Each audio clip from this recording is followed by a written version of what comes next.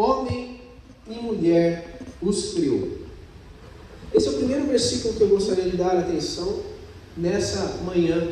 Deus fez tudo perfeito. A palavra de Deus fala aqui no começo: Deus fez os céus e a terra. A gente já viu aqui nas últimas mensagens como Deus fez a criação, como Ele fez as criaturas. Tudo foi tão perfeito. Depois disso a gente viu que no começo Deus havia trabalhado e também por isso Ele espera que o ser humano que foi feito à imagem e semelhança dele, também trabalhasse, desempenhasse alguma função. Mas a gente ainda não teve a oportunidade de falar das minúcias sobre como Deus fez o homem e como Deus fez a mulher, e quais são os papéis tanto do homem quanto da mulher enquanto criaturas de Deus, enquanto servos de Deus. Uma coisa que eu quero falar de antemão para vocês, meus irmãos, é que com toda a certeza Deus instituiu o casamento. Deus fez o casamento. Às vezes a gente pensa que o casamento é uma criação meramente humana, uma criação feita pelos governantes, pelos poderosos, mas na verdade foi Deus que instituiu e fez o primeiro casamento. A formação do casamento e da família, como a gente já tem conversado aqui, veio de Deus. E portanto, o casamento e a família são coisas boas, são coisas primorosas na nossa vida. Hoje eu quero falar de um ponto só. Vai ser uma mensagem de um tema só, de um ponto só, tá bom? Homem e mulher os criou. E criou para qual finalidade? Para pertencer. Tá bom? Homem e mulher os criou para pertencer. Mas pertencer ao que ou a quem? Duas coisas. Aí é uma subdivisão do único ponto que eu tenho. Homem e mulher os criou para pertencer no casamento, para pertencer a ele. Só isso. Homem e mulher os criou para pertencer no casamento e a ele. E aqui, no casamento, eu vou colocar um asterisco, ok? Um asterisco aí para a gente pensar. Eu coloco um asterisco, pois nisso tudo há alguns que são chamados ao celibato. Quem sabe o que é celibato? Só para eu saber. Porque às vezes, né?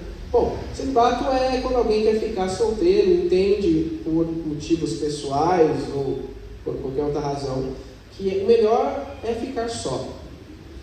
Alguns são chamados ao celibato. Não é uma questão de apenas um querer, um desejo pessoal, mas é algo particular que Deus deu para essa pessoa, e essa pessoa é capaz de viver a vida toda sozinha. Às vezes por motivos muito específicos, propriamente da vocação dela. Eu conheço eu não sei se ele tem esse dom, mas ele já vive há muito tempo assim, talvez ele tenha, e ele é missionário.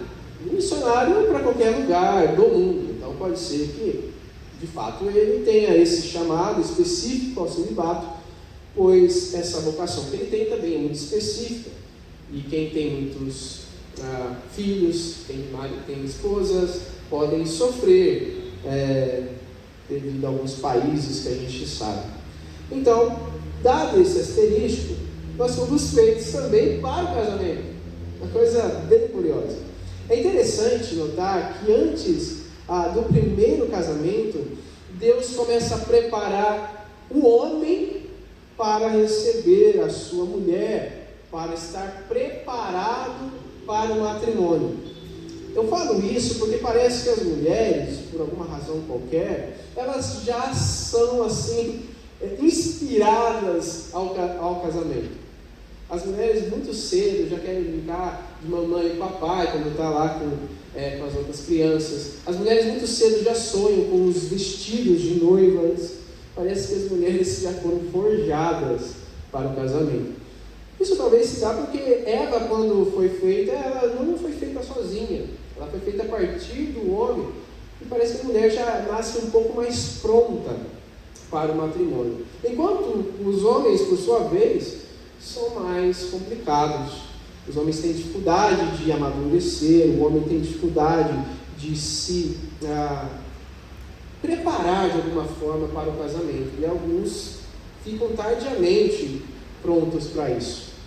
Então é interessante a gente perceber isso. Deus prepara o homem para o casamento. E eu quero que a gente leia, né, para a gente perceber essa dinâmica, tanto do homem quanto da mulher dentro do matrimônio, e a gente vê que eles, embora tenham igualdade, eles são iguais diante do Senhor, em valor, imagem e semelhança de Deus, como a gente acabou de ler, os dois, né, o homem e a mulher, eles também são diferentes em seus papéis, em suas funções, em suas próprias características. Então, por exemplo, observem aí Gênesis capítulo 2, versículo 15 e 17, até 17. Como Deus vai começar a preparar aqui o homem, no começo aqui então do versículo que a gente está lendo. O Senhor Deus colocou o homem no jardim do Éden para cuidar dele e cultivá-lo. E o Senhor Deus ordenou ao homem: coma livremente de qualquer árvore do jardim, mas não coma da árvore do conhecimento do bem e do mal, porque no dia em que dela comer, certamente você morrerá. Se você já teve a oportunidade de ler Gênesis, no versículo 7 diz que Deus formou o homem do pó da terra, e depois que ele modelou o homem, ele soprou sobre ele toda a vida, né, o fôlego de vida, conforme está aí no versículo 7 do capítulo 2. Mas o homem, ele estava sozinho, ele se encontrou sozinho, e mesmo assim Deus dá algumas coisas para o homem começar a desenvolver, para que quando a sua mulher fosse dada a ele, ele estivesse já pronto para o casamento. É interessante isso. A primeira coisa que eu percebo olhando aqui, e ela é a mais óbvia no versículo 15, é que Deus chamou o homem para o trabalho. Deus chamou o homem para ser um provedor. Eu sei que isso parece meio retrógrado nos dias de hoje. A gente acha isso meio antiquado. Mas a verdade é essa. Deus fez o homem com essa finalidade, para cuidar e cultivar, para o trabalho, para prover. Antes mesmo de existir a mulher, o homem trabalhava, o homem tinha algo a fazer. É estranho quando a gente vê homens que não têm o que fazer, que não sabem o que fazer com a vida deles, com o tempo deles. Aqui nós temos um homem, e aqui a gente vê o plano de Deus para nós, que trabalhava já arduamente no Éden, e que de alguma forma também foi feito para liderar. Essas são as duas coisas que eu percebo antes mesmo da mulher existir. Por que eu digo isso? O versículo 16, o Senhor Deus fala algo para ele. Ele dá responsabilidades ao homem. Uma responsabilidade que é tipicamente do homem. Eu acho importante a gente ver isso com bastante cuidado, porque a mulher, o texto não vai repetir isso, que Deus disse para a mulher: não coma do fruto, não coma da árvore do conhecimento do bem e do mal, que está lá no meio do jardim. Não, nós não temos essa repetição em algum outro momento, o que nos dá um indício de que cabia ao homem ensinar e liderar a mulher quando ela estivesse com ele. Responsabilidade. O homem foi também feito com algumas responsabilidades próprias de líder da casa. Duas coisas que a gente vê antes mesmo da criação da mulher, que o homem foi feito para prover e para liderar. Eu sei que hoje a gente tem muitas questões. O machismo trouxe isso ao extremo. Homens que são ásperos, homens que são soberbos, homens que são cruéis com as suas esposas. Mas por outro lado também temos um outro extremo, as mulheres também querendo tomar controle à frente dos homens, o que também tornam eles de alguma forma frouxos, capachos, fracos, que não são homens. Podem parecer, tem cara e tudo, mas ainda não são homens, não foram forjados ainda para a liderança. E é por isso que a gente precisa entender também o papel da mulher. Se o homem foi feito também para dentro do matrimônio, dentro do seu casamento, prover e liderar, a mulher também tem as suas funções nesse papel. Vamos ler como que Deus fez então? a mulher, eu quero que a gente leia a partir do versículo 18, e a gente vai ler até o versículo 22, depois a gente pode voltar e assim a gente vai recapitulando. Versículo 18 diz então: Então o Senhor Deus declarou: Não é bom que o homem esteja só. Farei para ele alguém que o auxilie e lhe corresponda. Depois que formou da terra todos os animais do campo e todas as aves do céu, o Senhor Deus os trouxe ao homem para ver como este lhes chamaria. E o nome que o homem desse a cada ser vivo, esse seria o seu nome. Assim o homem deu nomes a todos os rebanhos domésticos, às aves do céu e a todos os animais selvagens. Todavia, não se encontrou para o homem alguém que o auxiliasse e lhe correspondesse. Então, o Senhor Deus fez o homem cair em profundo sono. Enquanto este dormia, tirou-lhe uma das costelas, fechando o lugar com carne. Com a costela que havia tirado do homem, o Senhor Deus fez uma mulher e a levou até ele. O que a gente percebe de antemão é que a mulher também tem um papel específico e diferente da do homem. A palavra de Deus diz que Deus percebeu que não era legal que o homem estivesse sozinho. Então ele precisava de ajuda. E a mulher foi feita para ajudar. A mulher foi feita com um papel, com a finalidade de auxiliar. Ali tem uma palavra que é, nesse texto aqui que eu li, está escrito como e lhe corresponda, mas talvez na versão de vocês está escrito idônea, que lhe seja, em outras palavras, igual, alguém que esteja ao lado dele. É importante a gente perceber isso, porque a idoneidade aqui traz essa ideia de que a mulher ela foi feita não para caminhar na frente do homem, liderando ele, nem atrás dele, tipo se escondendo, não aparecendo jamais, mas ao lado dele, porque afinal de contas eles também foram chamados para serem um. Então a mulher ela tem essa finalidade de ser auxiliadora, ajudadora. E eu sei que hoje em dia também, para variar, não é algo popular as mulheres estarem no papel de ajudadoras. E muitas se sentem até mesmo diminuídas e ofendidas por serem chamadas assim, a serem chamadas a serem submissas à liderança do homem. Mas eu queria chamar a atenção de vocês para algo interessante, minhas irmãs, que quando a gente observa o que o texto está nos dizendo, e o termo ali usado é uma palavra muito incomum, e na maioria das vezes esmagadora, todas as vezes que a palavra fala sobre auxiliar, ajudar, socorrer, na maioria das vezes está se referindo a Deus.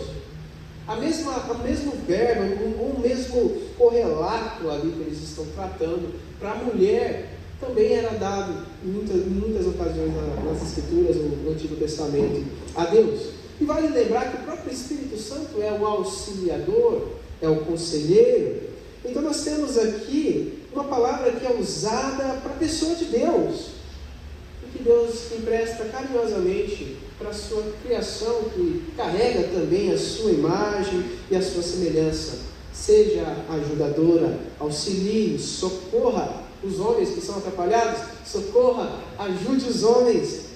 Em outras palavras, seja um amparo, seja alguém que está do lado. As mulheres foram feitas com um belíssimo propósito. As mulheres foram feitas para ajudar e para resguardar, ver cumprida aquele mandamento lá atrás. Deus havia dado aquela ordem para eles não fazerem nada de errado, não comerem aquele fruto proibido. Mas Deus também havia ensinado a eles a caminharem com Ele, a andarem com Ele no jardim. E o homem precisava de ajuda. Então as mulheres também servem, né? Elas têm como papel o resguardar as ordens de Deus, os mandamentos de Deus. Aqui temos alguns casados, eles podem testificar, eu ainda não sou, mas espero um dia ser. Senhor, você sabe o que está falando.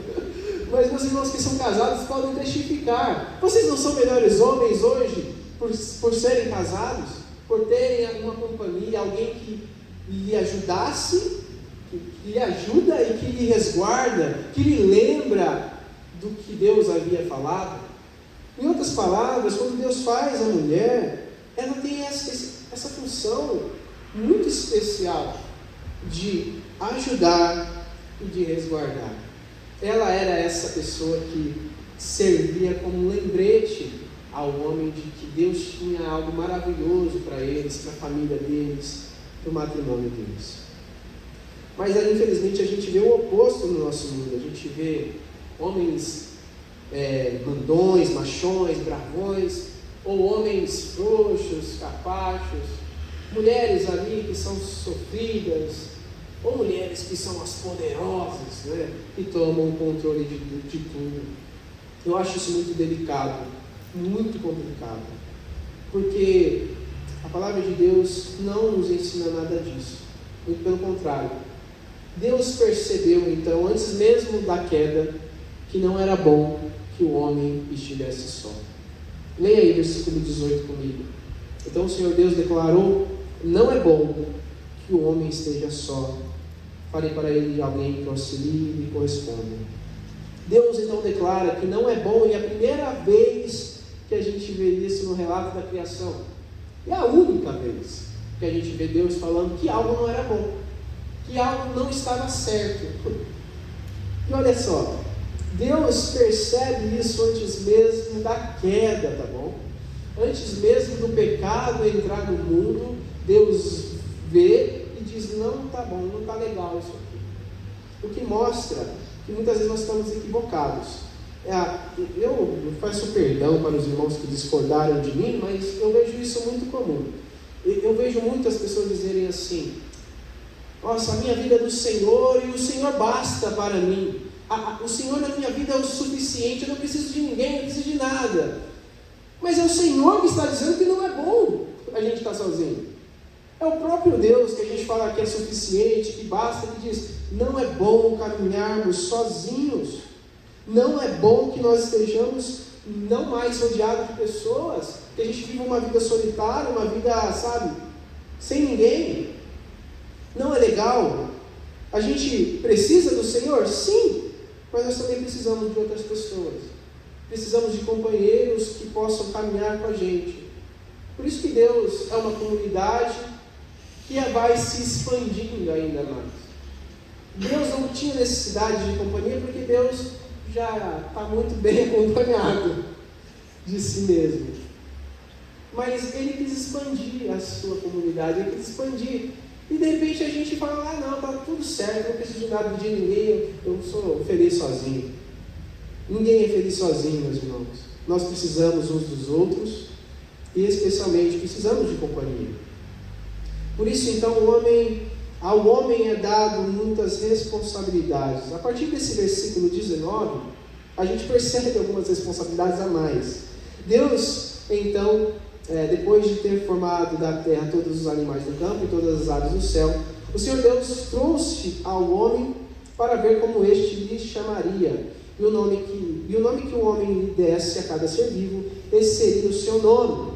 Assim o homem deu nomes a todos os rebanhos domésticos, às aves do céu e a todos os animais selvagens. Todavia não se encontrou para o homem alguém que o auxiliasse e lhe correspondesse. Nós vemos aqui então que Deus, antes de dar a esposa ao homem, diz: nomeie os animais antes. Eu vou te dar uma companheira, mas nomeie os animais antes. Eu fico imaginando isso, gente. Adão lá, sozinho, e ele vai caminhando no jardim. Ele olha lá: isso aqui me parece um macaco. É um macaco. Aí ele vai andando, mas não dá para ser minha companheira, né? Não dá.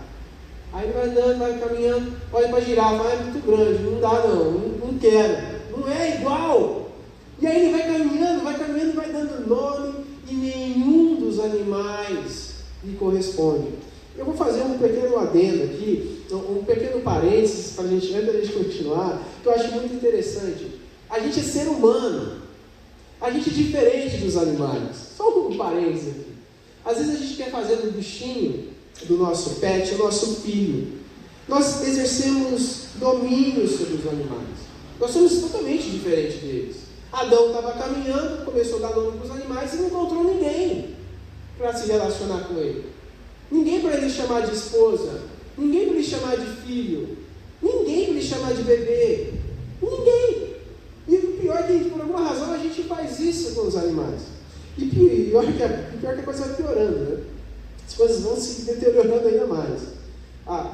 Vamos lá, a gente não pode aceitar a teoria da ancestralidade comum do macaco e do ser humano, porque o macaco é o macaco, o ser humano é o ser humano, beleza? É algo equivocado, simplesmente assim. Mas muitos de nós, além de tudo, vai piorando a situação. Já não basta os animais serem os nossos filhos, agora o plástico também é nossos filhos, a borracha é nossos filhos. Dado todas as situações do mundo doentio que a gente vive, hoje nós chamamos de filhos bonecos de plástico.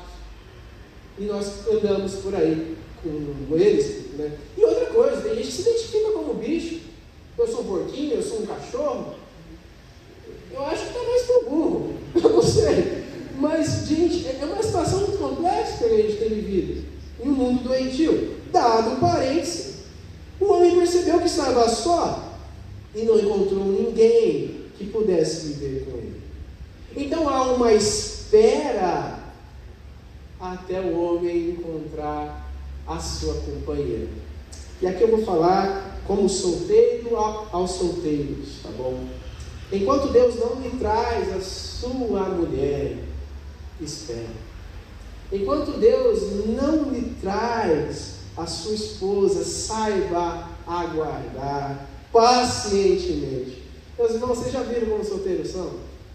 Roupas amassadas, não tem senso nenhum, não tem bom gosto, sabe? O cara não tem, o cara vive fora da moda, ele está jogado no seu sofá surrado, às vezes ele liga o videogame, entediado, ele precisa de ajuda, é sério, ele precisa de socorro. As mulheres não estão interessadas, não procuram esse cara, os solteiros sofrem, eles precisam de alguém.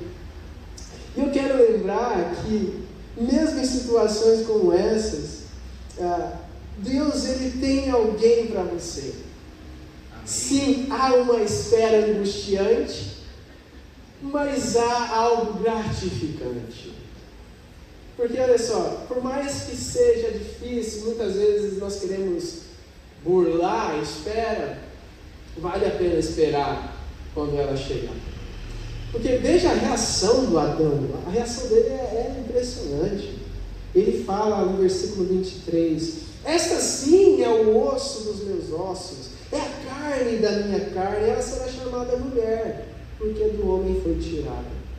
Às vezes, né, nesse mundo que a gente vive, a gente não consegue esperar. Mas enquanto a gente não ganha a nossa esposa, as nossas esposas, no caso, todos nós às vezes não estamos esperando pacientemente. E há uma proposta no mundo que nós vivemos para você que não consegue se segurar. Proposta de se viver ali tampando a sua solidão com outras mulheres que não a sua esposa. Às vezes tem o nome namorada, mas namorada não é esposa. Então você não pode se deitar com ela. Ali tem a questão, muitas vezes, que a gente usa pessoas como espelho para a nossa carência. Você foi criado para o casamento, rapaz, moço. Nós fomos criados para esperar em um sono profundo e despreocupado, confiante de que Deus está trazendo o osso dos nossos ossos, a carne da nossa carne. Eu sei que é difícil, mas creia na palavra de Deus, creia num Deus que te quer bem e que tudo que Ele faz é bom. Fique descansado, fique em paz. Então Deus faz a mulher e traz a mulher até o seu marido. Eu acho muito interessante como isso acontece. Não sei se você já percebeu. Deus ele faz o homem caído no sono profundo, enquanto este estava ali dormindo. Por isso, meus irmãos, não fiquem nervosos com os seus maridos, tá bom? Se eles dormirem profundamente no domingo à tarde, no sábado à tarde. Perceba, sempre foi assim. Brincadeiras.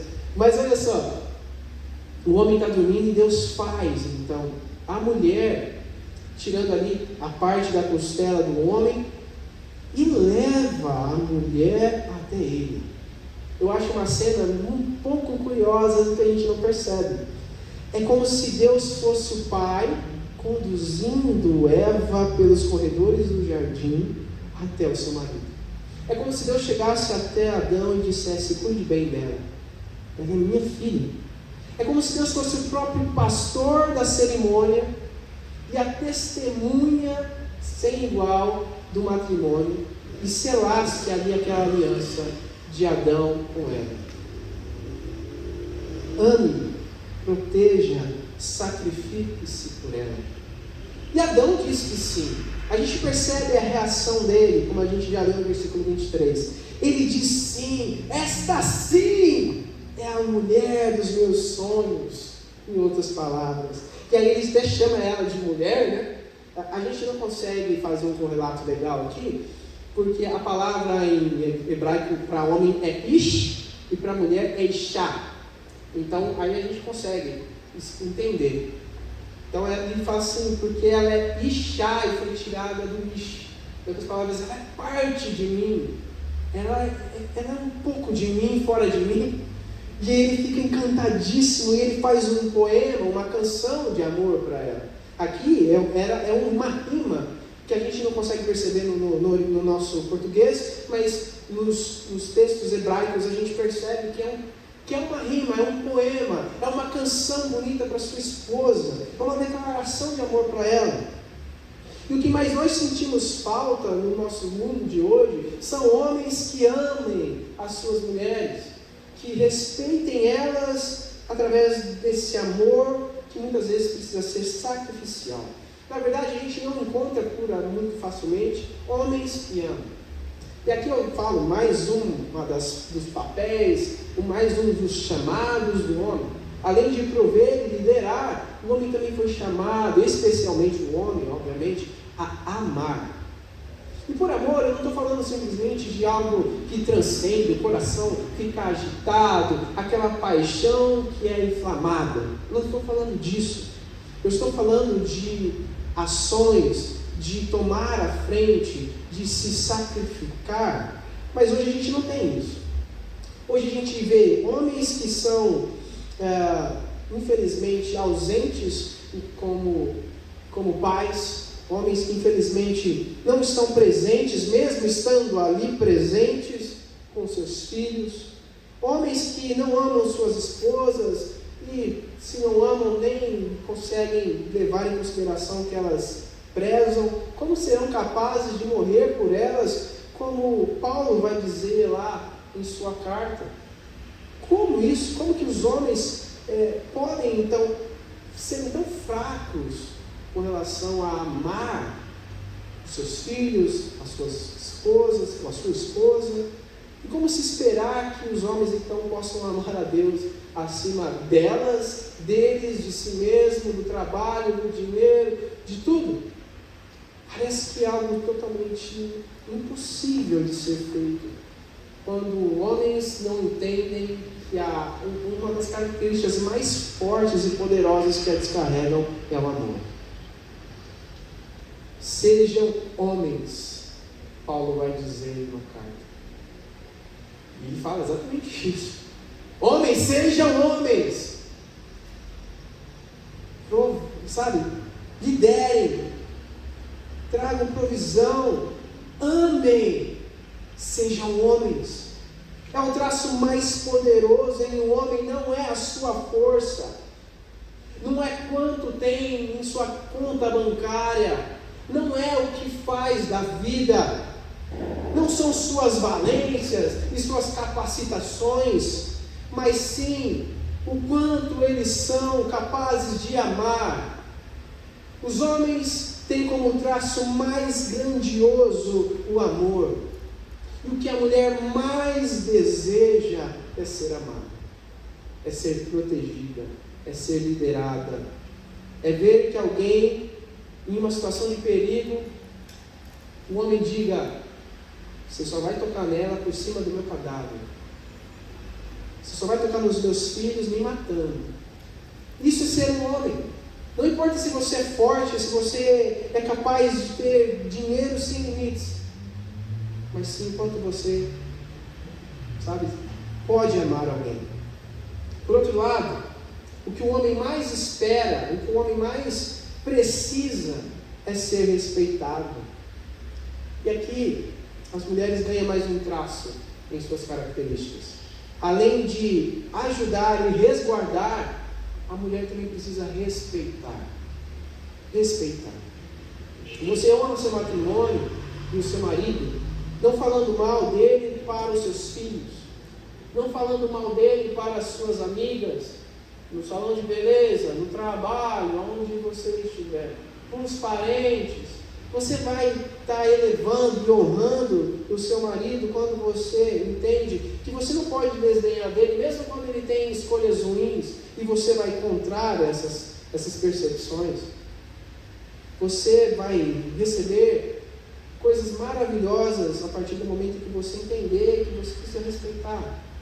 Respeitar as ideias, respeitar com bastante admiração o seu marido, e não desdenhando ele, não simplesmente indo contrário a ele, mas cooperando. Pois quando você agir assim, você vai elevar ele, ao invés de diminuir o seu companheiro. E agora, já no versículo 24 e 25, nós temos vamos colocar assim, um comentário adicional que Moisés aqui coloca. O versículo 24 diz assim: por esta razão, o homem deixará pai e mãe e se unirá à sua mulher, e eles se tornarão uma só carne. Vamos completar com 25 também. O homem e sua mulher viviam nus e não sentiam vergonha. Moisés faz então um comentário adicional aqui para a gente observar. E eu acho que aqui tem várias coisas interessantes. E a gente sabe que não foi falando sobre Adão e Eva, porque Adão e Eva não tinham pais, né? Eles não tinham pais, eles não tinham mães. Então, obviamente, que ele está falando aqui para a gente, ele está falando para os leitores, para aqueles que receberiam Gênesis, o livro de Gênesis, e leriam essa narrativa. E aí ele fala, por essa razão, ele explica tudo isso. Deus fez o homem e a mulher para pertencerem. Por esta razão, o homem deixará pai e mãe e se unirá à sua mulher, e eles se tornarão uma só carne. Deixará pai e mãe. Cabe ao homem sair, deixar seus pais, tomar a iniciativa de então se unir a uma pessoa. Porém, entretanto, muitos homens não fazem isso. Muitos homens preferem então ficar ali vivendo às custas ainda dos seus pais, vivendo ali o tempo todo debaixo das asas da mãe, e é por isso que existem tantos problemas de famílias com outras famílias. Por isso que muitas vezes sogras não se dão bem com seus genros e noras, porque ainda não deixou, ainda parece que eles estão de alguma forma grudados um no outro. Isso é muito problemático. Uma vez que nós deixamos pai e mãe e nos unimos a alguém, nós começamos, vamos dizer assim, nós abrimos agora uma nova família. Uma nova família surge, o seu marido e a sua esposa é a sua família. A gente percebe que muitas vezes não acontece. Isso se dá também por conta de tudo que acontece durante a criação dos nossos filhos. E aqui eu vou dar uma pequena chamada aos pais. Vocês sabem que não ia falar nada, não ia falar nada? Os pais, sim, nós criamos muito mal os nossos filhos. A gente não deixa eles sair, a gente sustenta eles até, sei lá, os 40 anos de idade. É claro que eles não vão fazer nada da vida. Eles vão ficar sentados sem fazer nada, eles vão ficar ali como homens, filhos adultos, homens e mulheres também, muitas vezes, crescidos até não poderem mais, que agem como se fossem crianças, adolescentes, vivendo debaixo da tutela, do dinheiro dos pais. Você precisa, sabe, já de alguma forma, se você tem filhos menores, aproveita a chance de treiná-los para se transformarem em homens e mulheres no tempo devido, para que quando eles encontrarem alguém, eles possam deixar vocês com tranquilidade, Você tem um papel de trabalhar para que eles cresçam. Não se torne um pai ou uma mãe excessiva demais, sabe, controladora ou controlador demais. Deixe os seus filhos crescerem, não esmaguem eles. Imagina, seu filho é adulto e você está lá em cima dele, e a vida dele se transforma em algo desagradável. Primeiro porque você não deixa ele tomar as escolhas por si mesmo, você não deixa ele bater a cara muitas vezes, ou ela bater a cara por si só. E às vezes a gente fica ali tentando decidir o que ele vai fazer com a família dele. Se vai batizar a criança ou não, se vai mudar de igreja ou não, se vai comprar outra casa, outro carro. Tudo bem, você pode opinar, mas às vezes a gente faz tanto como se fosse a nossa família. A sua família não é os seus filhos, não são os seus filhos. Eles são sim seus parentes, são queridos, são especiais para você. Mas uma vez adultos, ele tem uma nova família. A família dele agora é a esposa dele, é os filhos dele. E ele tem total direito de escolher o que fazer com a família dele. Se ele jamais quiser entrar na porta da igreja, você pode aconselhar e deve. Eles continuam sendo seus filhos. Mas você não pode tentar ter controle sobre o que eles fazem com a vida deles.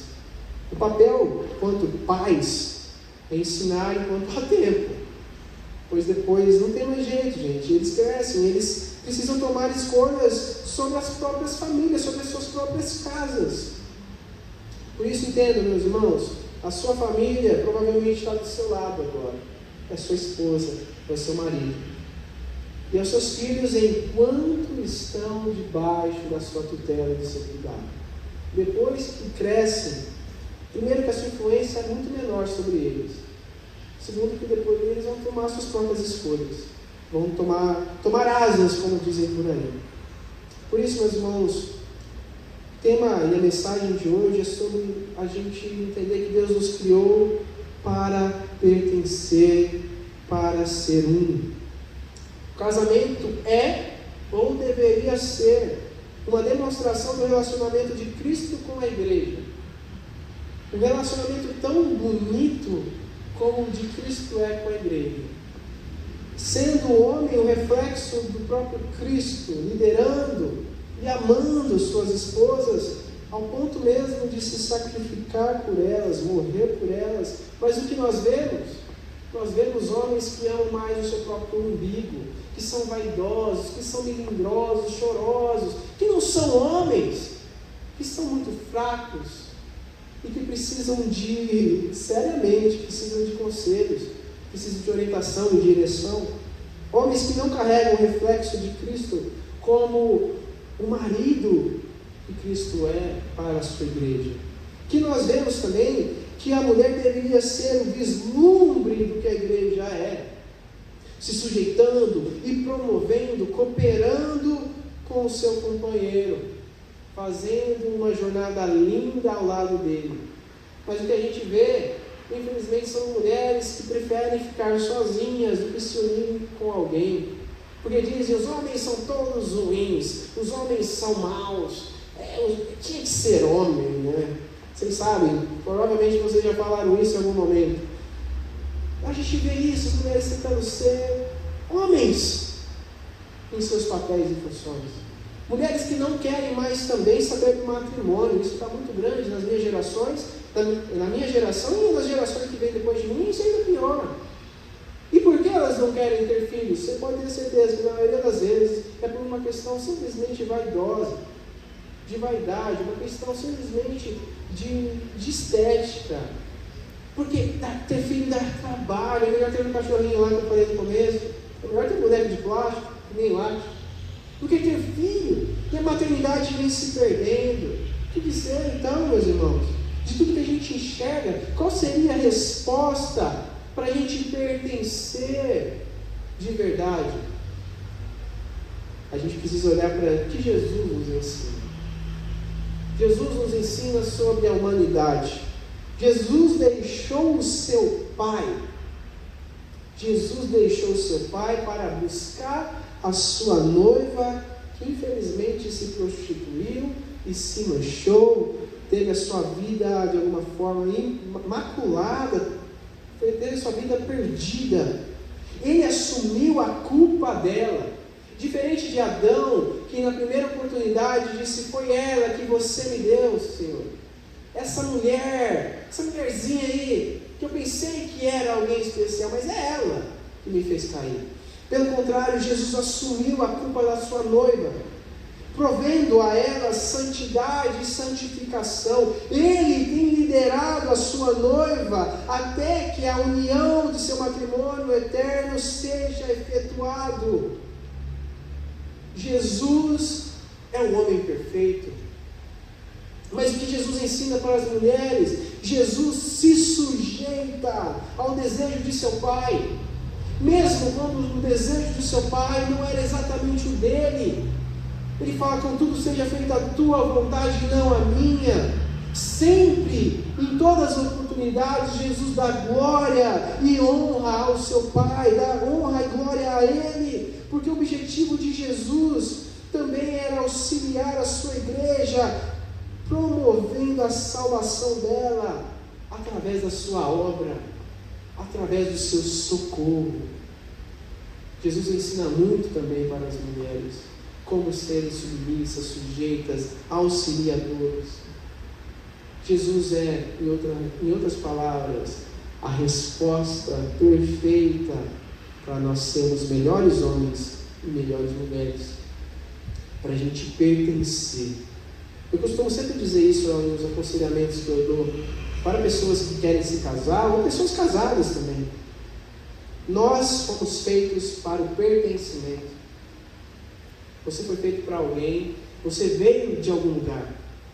Você veio de uma terra, você veio de uma família, você tem um nome, você pertence a alguma coisa. Mas mais especial que isso, você pertence a Deus. E pertencer a Ele modifica tudo que você vê. Toda a cosmovisão da sua vida ganha novas cores, ganha novo sentido.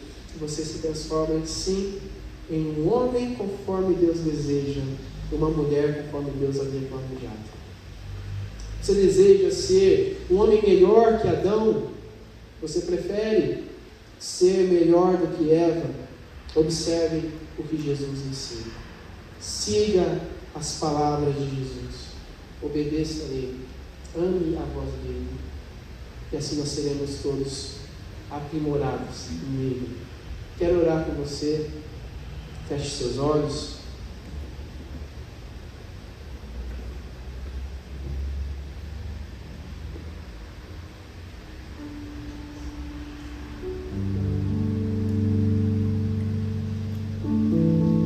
Senhor Jesus, obrigado pela Tua palavra, obrigado porque o Senhor nos fez para Ti antes de qualquer coisa.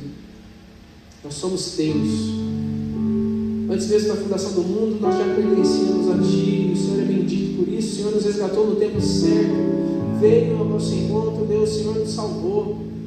Obrigado, Jesus, por nos ensinar como ser tanto homens como mulheres, Pai, a nos ensinar traços tão especiais para nós seguirmos, que a gente possa pertencer também a uma família, a alguém, que a gente possa pertencer, Pai, de verdade, e que em nome de Jesus, Pai, nós pedimos isso.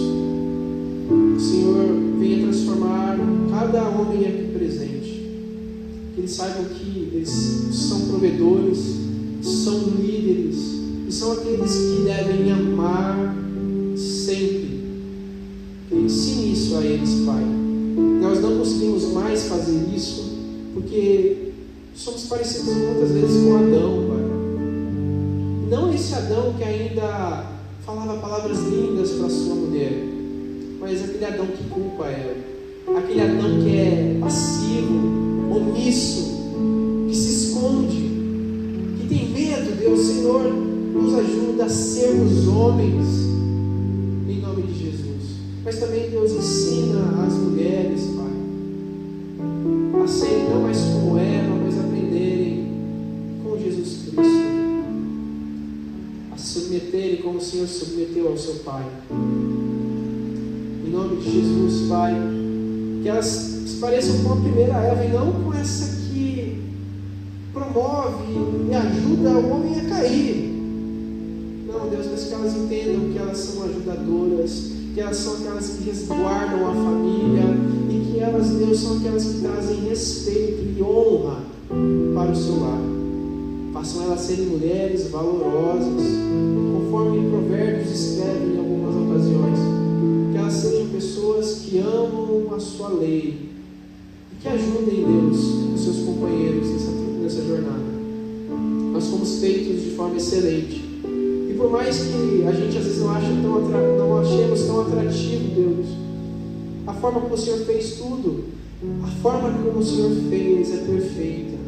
A forma como o Senhor estabeleceu as coisas são boas.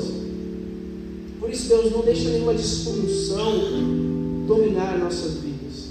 Nós vemos o mundo caído, Deus. Nós vemos pós-queda, mas nós temos o privilégio de vivermos também, Deus, um tempo onde Jesus nos alcançou e o Espírito Santo agora habita em nós. Por isso nós cremos, Deus, que podemos ser e seremos, em nome de Jesus, melhores homens e melhores mulheres pela sua obra feita na cruz e pelo seu poder aperfeiçoado em nós. Não há nenhum poder em nós mesmos, não há, Deus, força de vontade que seja capaz de transformar o nosso ser, mas foi o que o Senhor fez, foi a sua obra, foi a sua jornada, foi aquilo que o Senhor tem feito, Deus, por estar sempre conosco, que nós podemos então provar dessa graça. Nós te louvamos em nome de Jesus por tudo. Amém.